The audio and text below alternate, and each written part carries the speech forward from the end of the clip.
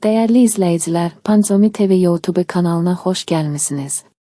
Zəhmət olmasa videonu axıracan izləyin və bəyənməyi unutmayın. Dəstəyiniz üçün təşəkkür edirik.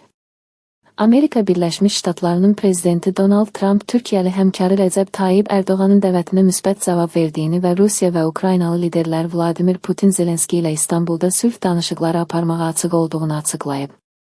Pancomi TV xəbər verir ki, bu barədə Ağ Evin mətbuat katibi Caroline Leavitt bugün keçirdiyi mətbuat konfransında deyib. O, Trumpın sülh danışıqlarında iştiraka açıq olduğunu, lakin həm liderlərin, həm də tərəflərin bir masa arxasında əyləşmələrini istədiyini bildirib. Prezident dəvətə açıq olduğunu bildirdi. Bununla belə o, həm liderlərin, həm də nümayəndələrin birlikdə masa arxasında əyləşməsini istəyir.